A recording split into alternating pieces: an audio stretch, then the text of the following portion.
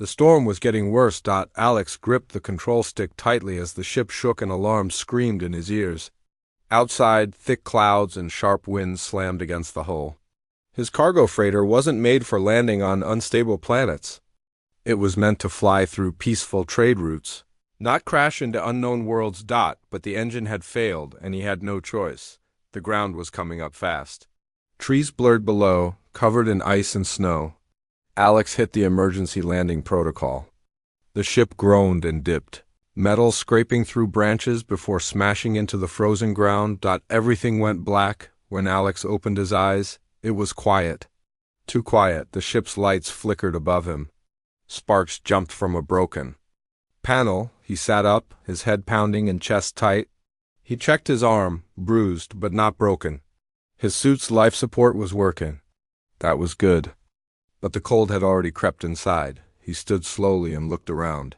The ship's nose had broken off. Part of the back end was buried in snow. He was lucky to be alive. And then it came again. A voice, soft, almost like a whisper, say love. Me again? Alex froze. He turned toward the radio panel. It was broken, completely fried. He pulled off his helmet, thinking it was just his imagination, maybe a memory, maybe a sound from the crash. But then it came again, clearer this time. Say, love me again. It was a woman's voice, gentle but sad. Not angry or dangerous, just waiting. He stepped outside the wreckage. Snow fell lightly and wind howled through broken trees. Mountains stood far off, their peaks covered in mist. He didn't recognize the world. It wasn't marked on his maps. It must have been some forgotten moon or dead colony. His boots crunched through ice as he searched for shelter. The ship wouldn't last the night. The wind was growing stronger, and night was falling fast. He found a nearby cave not far from the crash site. It wasn't deep, but it was enough to block the wind. He gathered emergency supplies, lit a heat lamp, and set up his blanket. As the fire warmed the space, he sat quietly, eating dried rations. Say love me again.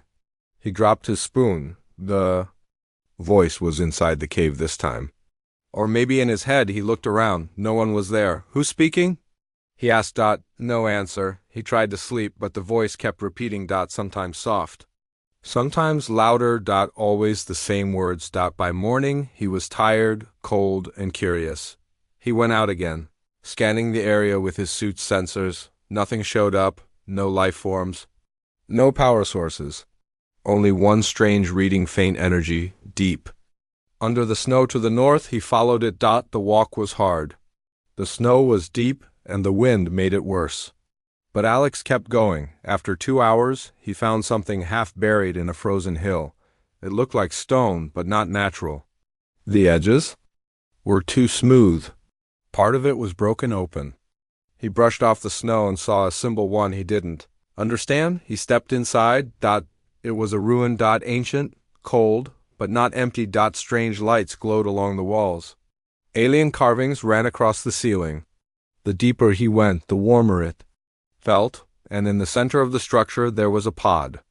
It was clear, shaped like a crystal cocoon. Wires connected it to the floor. Inside was someone, a woman. Tall, silver-skinned, with long white hair floating around her face. She wasn't human, but she wasn't scary either. She looked peaceful, asleep. Alex stared, unsure what to do. His heart beat faster. His breath caught in his throat. Then the voice returned. But this time it was right beside him. Say love me again. Alex stepped back. He looked at the pod. The woman didn't move, but a soft glow began to grow in the center of her chest. Her lips parted just slightly. Her eyes remained closed. You're the one speaking, Alex whispered. How? What are you? No answer. Just the same words. Say love me again. Alex wasn't sure why, but he said it. I love you. The glow grew stronger. And the voice faded into silence. For the first time since the crash, the wind outside stopped. The air inside the ruin felt calm, warm, safe. Alex sat down beside the pod, confused but no longer afraid. He didn't understand what had just happened, but something inside him told him this was only the beginning. Alex sat near the strange pod, staring at the alien woman inside. Her silver skin glowed softly now, and the frost on the outside of the glass had begun to melt. The moment he had said those words, "I love you," something had changed. The voice that had haunted him had gone silent, as if it had found peace, or at least a reply it had been waiting for. He rubbed his hands together, warming them near a small heat stone from his survival kit. He didn't know who she was or what this place was. The ruin looked ancient, older than anything he'd seen on other planets. Yet it still had power. Still worked. He checked the small scanner from his wristpad again. The life signs were real. Faint, but steady. The woman was alive. And now she was waking. Her fingers twitched first. Then her head moved just slightly. Alex stood up, unsure what to do. He reached out a hand toward the pod, but stopped. The last thing he wanted was to hurt her or trigger something he didn't understand. The pod made a soft sound like a sigh and slowly opened from the top, releasing a small cloud of warm mist. The woman gasped, her eyes still shut, her chest rising and falling with effort. Then her lips moved, cold. Lonely, her voice was weak but clear. It was the same voice he had heard in the cave. Alex leaned closer. "Can you hear me?" he asked gently. "I'm Alex. You're safe now." Her eyes opened pale blue, almost white, and glowing faintly. She looked at him, confused. She tried to sit up but winced in pain. "No. Don't move too fast," Alex said, reaching to support her shoulders. Her skin was cool to the touch, but it no longer felt lifeless. "You've been asleep for a long time." She stared at him for a long moment, then asked, "You answered the call?" "I think so," Alex said carefully. "You kept saying, 'Say love me again.' I didn't understand, but—" "You said it," she whispered, and her voice trembled. "You said the words." "They reached me." Alex felt a strange warmth rise in his chest, not romantic, not yet. Just something deep, something human. "What's your name?" he asked. She hesitated, as if trying to remember. Then she said, "Liren." "Liren," he repeated. "How long have you been here?" Her gaze drifted to the walls, as if she could see through time itself. "Many cycles. Too many. I was left behind. My ship fell, my people gone. I tried to call out. No one came. Only silence. Except me," Alex said. She nodded slowly. "Your mind touched mine, across stars. I thought it was just a dream. You were so far, but I heard your heart." Alex sat beside her. "I used to talk to myself on long trips. Maybe I wasn't alone after all." Liren smiled faintly, though her expression still held pain. "Those words, they kept me alive." Outside, the storm had passed. Sun shone through the broken part of the ceiling, casting soft light across the alien stone. Alex gave her some water and half a ration bar. She ate slowly, her body still adjusting. "This place," Alex said, looking around. "It's a ruin. Are there others like it?" "No," Liren replied. "This was a temple. For bonding, it held memories, voices of connection. I came here before the end, to remember." Alex glanced at the glowing symbols on the walls. "Do they speak?" "Only to those who listen," she whispered. They sat in silence for a while. Then she said, "The bond is still there." Alex looked at her. "Between us?" She nodded. "It formed when I was weak. I reached for anything. You gave more than words. You gave feeling." Alex didn't know what to say. He had been alone in space so many times. He had spoken into the void, never expecting anything to hear him. And now here she was. "I don't know why it's me," he said quietly.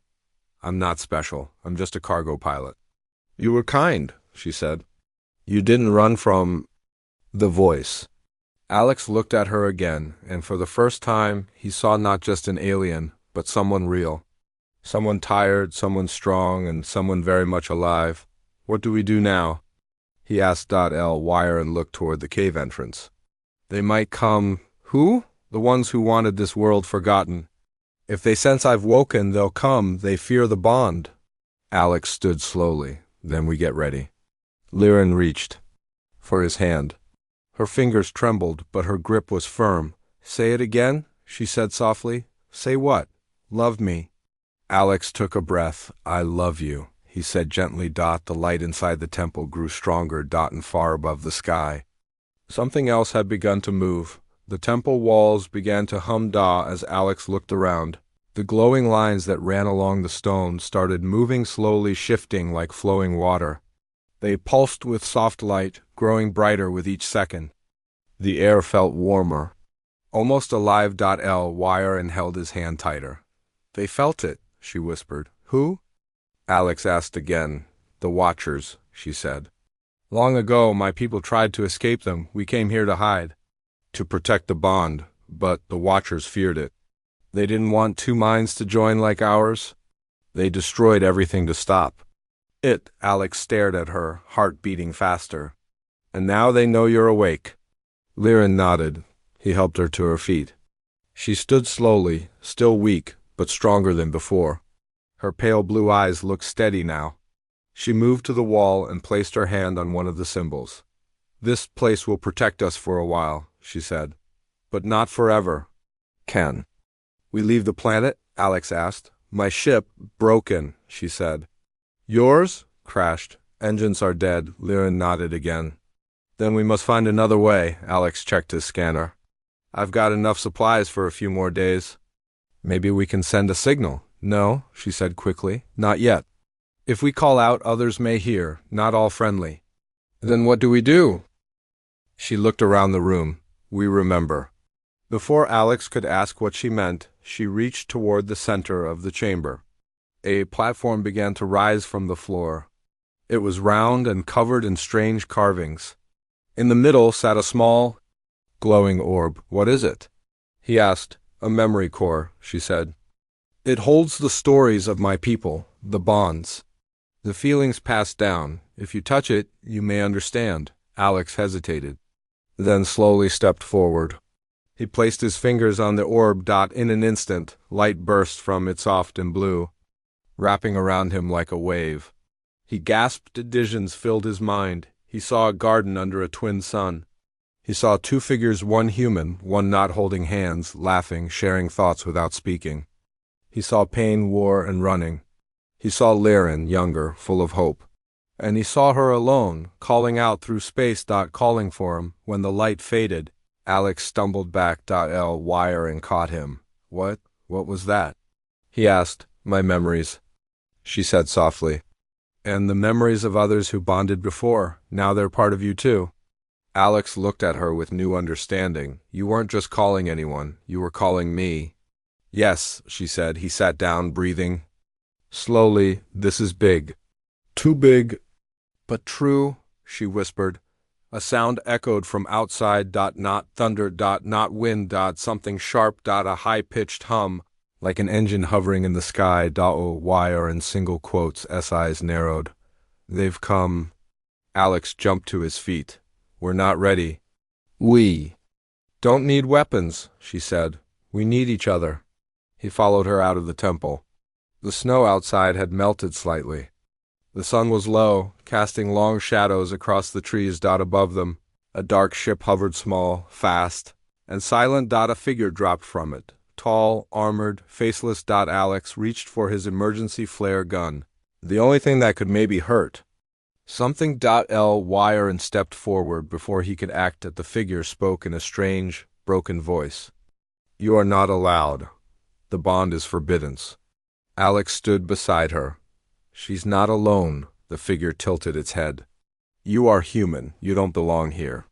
I do now, Alex said. The figure raised its hand, glowing with energy. But Liren raised her own, calm and strong. You fear what you don't understand, she said.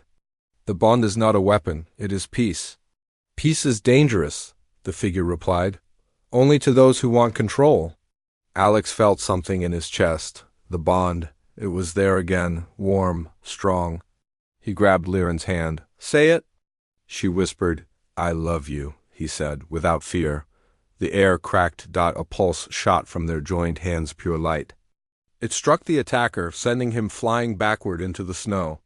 The dark ship above wobbled, then vanished into the clouds. Silence returned. Alex breathed hard. What just happened? The bond protected us, Liren said. But more may. Come, then we have to be ready, Alex said. Together. Liren looked at him, eyes soft. You said it without me asking this time, he smiled. You don't have to ask anymore. The snow fell quietly again after the attack. The skies had cleared. The strange ship that came for them was gone, but its damage remained. The trees nearby were blackened from the energy pulse. The frozen ground still hummed with leftover power. Alex sat outside the temple, fixing a cracked part of his scanner. He kept glancing toward the sky every few minutes, just in case something else appeared. He didn't trust the silence. Liren sat beside him, her eyes closed. She looked peaceful, but Alex could feel her focus. The bond between them was steady, like a quiet song playing in the back of his mind, not loud, not asking, just present. You're still worried, she said softly, without opening her eyes. Yeah, Alex answered. That thing, whatever it was, it found us fast. If more come, we might not be lucky again. They will come, she said. But we will be stronger, Alex looked at her. How? There are more places like this temple, she said. Not many, but some, hidden deep across this world. They hold memories, energy, knowledge from before. If we reach them, we may find what we need to survive. Alex nodded slowly. Do you know where they are? Not exactly, she said. But the bond can guide us. He sighed. I don't like leaving the shelter, but we don't have a choice. No, she said. We don't, they packed quickly. Alex grabbed the last of the rations and a power cell. Liren touched the temple wall one last time before they left. The symbols blinked and went dark as if the temple had gone back to sleep. The journey through the snow was hard. The wind returned, cold and sharp. Trees creaked and shadows moved strangely under the gray light. But Liren seemed to know where she was going. She would pause every now and then, close her eyes, and turn her head listening to something only she could hear. After a few hours, they reached a ridge. Below it was a frozen lake, smooth like glass. In the middle of the lake stood a spire, of stone broken but tall. Part of it was cracked open like a shell, and light flickered inside. There, she said. That's the next one? Alex asked. Yes, she said. And you're sure it's safe? Liren looked at him. No, but we must try. They crossed the lake slowly, careful not to slip. Alex's boots crunched softly on the ice. He hated how quiet it was. When they reached the spire, Liren placed her hand on the stone. The cracks widened and a doorway opened. Warm air spilled out. Inside, the walls were smoother than the last temple. They shone with soft gold light. Shapes moved on the surface like memories, trapped in motion. Alex saw images of battles, escapes, children laughing, ships flying through clouds, all silent. All beautiful. In the center stood a single chair, shaped like a flower. It pulsed with gentle energy. Liren walked to it. This is a center of learning, she said, for those who held the bond. It will share its truth, but it may test you first. Alex frowned. Test me? Yes, she said. It wants to know if your heart is true. Great, he muttered. A test from a glowing chair. Liren smiled for the first time that day. Don't worry. You've passed harder tests already. He stepped toward the chair and placed his hand on the edge. The world blinked. Suddenly he was standing in space. Stars all around. Earth below. He wasn't in danger, but he felt small. A voice spoke, not Liren's, but something deeper. What? Is love? Alex blinked. Love is when you care about someone more than yourself. Would you give up safety for love? He thought of leaving Earth, crashing here, choosing to help Liren. Yes, he said. Would you face fear, knowing you may lose? He remembered the battle, the faceless attacker, the dark ship. Yes. Would you say it, even if no one answered back? He smiled. I did. I always did. The stars faded. Alex stood in the room again. The chair glowed brighter now. It accepted his answers. Liren stepped forward. You passed. He nodded. Didn't feel like a normal test. Because it wasn't, she said. It saw your truth. From behind the chair, a panel opened. Inside was a crystal. Blue and gold, wrapped in vines of light. What is it? Alex asked. A bond core, she said. It can strengthen our link. Make us harder to find, harder to break. Then we take it. They packed the core carefully and stepped outside, but as they looked up, the clouds parted again, and in the sky, a larger ship hovered. The Watchers had returned. The Watcher ship hovered like a dark shadow above the frozen lake. It was much bigger than the last, twice the size, with sharp edges and flashing red lights across its hull. Alex and Liren stood still, their breath fogging in the cold air. The light from the ship scanned the ground, sweeping slowly toward them. They found U.S. fast, Alex whispered. Lyren nodded. The bond core's energy must have drawn them. Alex looked at the glowing crystal inside his bag. So what now? Do we run? We hold our ground, she said. This is what they fear. Not weapons, not power, the bond? Alex didn't understand how something so peaceful could make anyone afraid, but he trusted her. She had faced more than he ever had, and she had done it alone until now. A beam of light shot down from the Watcher ship. It landed on the ice with a sharp hiss, melting it in a perfect circle. A platform lowered from the ship, and from it stepped 3 tall figures. All were covered in dark armor. Their faces hidden, their movements smooth and cold, they walked toward Alex and Liren without speaking. Alex clenched his fists, heart pounding. He had no real weapons, just a flare gun, a signal beacon, and the glowing bond crystal. But when he glanced at Liren, she looked calm, strong, her pale eyes glowing faintly. The Watchers stopped a few feet away. The one in front stepped forward and raised a hand. Step away from the core, the voice said. It was not loud, but it echoed strangely. The bond must be broken. Why? Alex asked, stepping closer to Liren. Because it changes everything, the Watcher replied. Your kind is not ready. Her kind is forbidden. Who gave you the right to decide that? Alex said, History, the Watcher answered. We saw what the bond did before. Entire systems torn apart by emotion. Emotion isn't weakness. Alex said, You speak with her mind, the Watcher said. That is danger enough. Liren stepped forward now, standing tall. You erase what you do not understand, but this bond is not a weapon. It is a connection. It heals. The Watcher raised its hand again. Light built in its palm, then let it protect you. It said. A beam shot toward them, but Alex and Liren didn't run. They reached for each other's hands and held tight. Say it, she whispered. I love you, he said. The bond crystal glowed brightly. A wave of light spread from them, fast and wide. The beam from the Watcher hit the light and vanished like smoke in the wind. The other 2 Watchers stepped back. Alex could feel the energy around them shift. The bond wasn't just a feeling anymore, it was real power. This is your last warning, the Watcher said. Double quotes. No, Liren replied. This is yours. A second pulse of light shot out, stronger than before. The ice under the Watchers cracked. The ground shook. The ship above sparked, then rose quickly. Into the clouds. The Watchers disappeared with it. Alex dropped to one knee, tired. That was new. Liren knelt beside him, placing a hand on his chest. You're strong, Alex. Even without weapons. I think it was you, he said, with a smile. No, she said softly. It was us. They stayed near the spire that night. The place was quiet again, but the stars above still felt watched. Alex sat by the fire, holding the bond core. It was no longer glowing, but it felt warm. What do we do now? He asked. Lyren looked at the sky. We find the last temple. The one hidden in the Valley of Mirrors. It holds the anchor point. If we reach it, the bond will be unbreakable. And after that? We send a message, she said. To the galaxy, to Earth, to anyone who's been alone. They'll hear the bond, they'll know it's real, Alex nodded. Then we go tomorrow. As they rested, Alex heard her voice once more, not with his ears, but in his mind.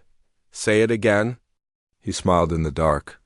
I love you, he whispered, and this time she didn't ask louder. She just held his hand. The morning sky was clear, painted with soft pink and gold. Alex and Liren stood at the edge of the spire, looking out toward the distant mountains. The wind had quieted, and the world seemed peaceful for now, but they knew it wouldn't last. The final temple. Liren called it the anchor was somewhere beyond the frozen forest and past a region she named the Valley of Mirrors. She had never been there herself, but the bond had shown it to her in dreams. Why is it called the Valley of Mirrors? Alex asked as they started walking. Because it reflects what is inside, she said. That sounds unsettling. It is meant to test the heart, she said. If we pass through it, the bond will grow even stronger. They moved quickly through the snow, the path not easy but not impossible. Trees stood tall around them, silent and still. Now and then they saw birds fly, overhead creatures with wide wings and glowing feathers. It was strange to Alex how this frozen place could still feel so alive. They walked. Alex felt the bond grow clearer.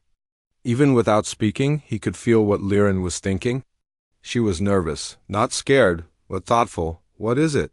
He asked. She glanced at him. You may see things in the valley, memories, fears, things not spoken out loud. Yours. Or mine. Both. Alex took a deep breath. I'll be ready. They reached the edge of the valley by midday.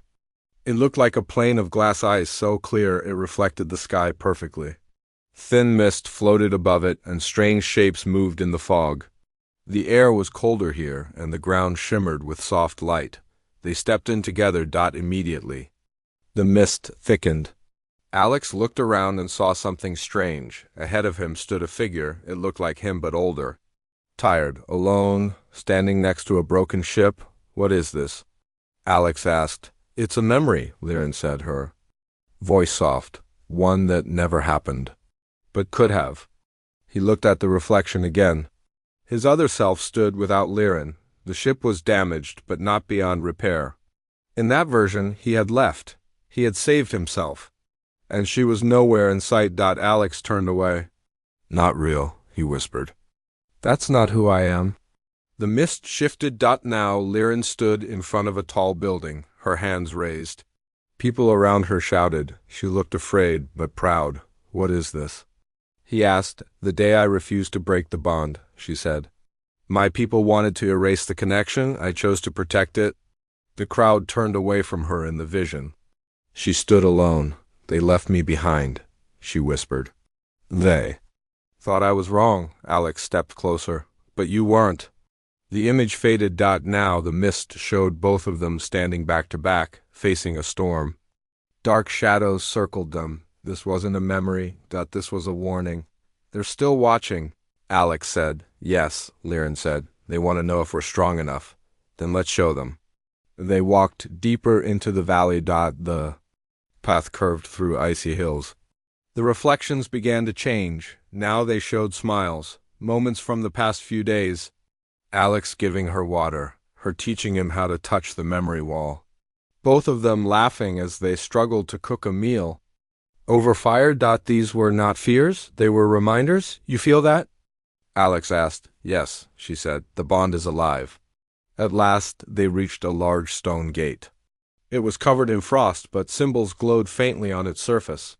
Liren touched it. We're here, she said. The gate opened slowly, revealing a wide chamber with a glowing orb in the center. Ice crystals hung from the ceiling like stars. The floor was smooth and warm. This was the anchor. Liren stepped forward. This is where the bond becomes eternal. Eternal? Alex asked. Even across death, even across stars. He looked at the orb. It pulsed like a heartbeat. What do we do? We speak truth, she said, with the bond. They joined hands. The orb responded, glowing brighter. Liren closed her eyes. Do you choose this path, knowing pain may come? Alex nodded. Yes. Do you accept the bond, even if the galaxy rejects it? Yes. Then speak it. One final time. Alex looked into Liren's eyes. I love you, he said. The chamber filled with light, not just white, but every color he had ever seen. And somewhere far above them, ships paused, minds stirred. And across space, hearts listened, the light inside. The anchor chamber slowly dimmed, but the warmth stayed. Alex and Liren stood hand in hand, silent for a moment. Neither of them spoke. They didn't need to. The bond between them was complete now. They could feel each other's thoughts, not as voices in their heads, But as feelings in their hearts, a soft breeze moved through the chamber. Do you feel that? Alex asked quietly. Lyra nodded. They know. Above them, the sky darkened. Through a crack in the roof, Alex saw ships more than before. Dark and silent, shaped like daggers in the sky. They hovered without sound, watching, waiting. How many? Alex asked. More than we've seen, Lyra replied. But not enough to stop us. How can you be so sure? Because the bond is stronger now, she said. They can no longer break it. Not with fear, not with power. Alex checked his wrist scanner. It blinked red. They're blocking all signals, he said. We can't send for help. We don't need to, she said. Lyra reached into her pack and pulled out the bond core. It glowed again, stronger than ever. She placed it on the floor at the center of the chamber. As soon as it touched the ground, it lit up and sent a quiet pulse into the air. What's it doing? Alex asked. Calling, she said, but not with words, with feeling. The pulse traveled fast, invisible to the eye, but felt in the soul. It moved beyond the chamber, past the valley, through the clouds, and into space. Not just toward the Watcher ships, but across stars. Others would feel it, those who were alone, those who had once reached out in silence, those who had once whispered, I love you, with no one to hear it. Now they would know they were not alone. Above the chamber, the Watcher ships began to shift. Some turned, some powered down. A few remained. One descended slowly. It hovered above the ruins and dropped a platform. A single Watcher stepped down. This one was different. Its armor was not black, but silver.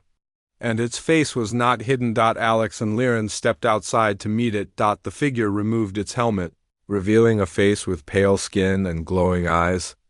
Not human, not like Lyra either. Something in between. You have completed the bond, the Watcher said. Yes, Lyra answered. You were warned? We were, Alex said, but we chose it anyway. The Watcher looked at them both. The bond. It is not what we believed. It does not destroy. It connects. That's what we've been trying to say, Alex replied. The Watcher stepped closer. Many still fear it, but some of us, we remember what it meant before the silence. Lyra tilted her head. Then why did you try to stop it? Because we were told to, the Watcher said, and we were afraid. There was a long pause. Then the Watcher said, What do you want now? Alex and Lyra looked at each other. We want others to know they can choose, Lyra said. That connection is not weakness. That love is not a threat. And we want peace, Alex added. The Watcher nodded once. I will carry your message, it said, and others will hear it. Then the Watcher turned and left. Its ship rose slowly into the sky, followed by the others. The silence returned, but it was a peaceful silence now. Alex and Lyra stood on the snowy hill above the chamber, watching the sky. Do you think they'll listen? He asked. Some will, she said. Others will need time. We've got time, Alex said with a smile. Yes, she said softly. And we have each other. They returned to the chamber and built a small shelter nearby. Days passed. The sun returned. The snow melted little by little. Birds began to sing again, and across space, quiet signals began to light up. Short messages. Simple ones. I heard it too. You're not alone. Say it again. Alex sat by the fire one night, listening to the soft sound of the wind. Lyra sat beside him, head resting on his shoulder. Remember when you used to ask me? He said. She looked up. Ask what? To say it again. Yes, she said with a gentle smile. You always did. Do you still want me to? She smiled wider. Only if it's real. Alex took her hand, kissed her fingers, and looked into her eyes. I love you, he whispered. This time. She didn't ask again, because she already knew.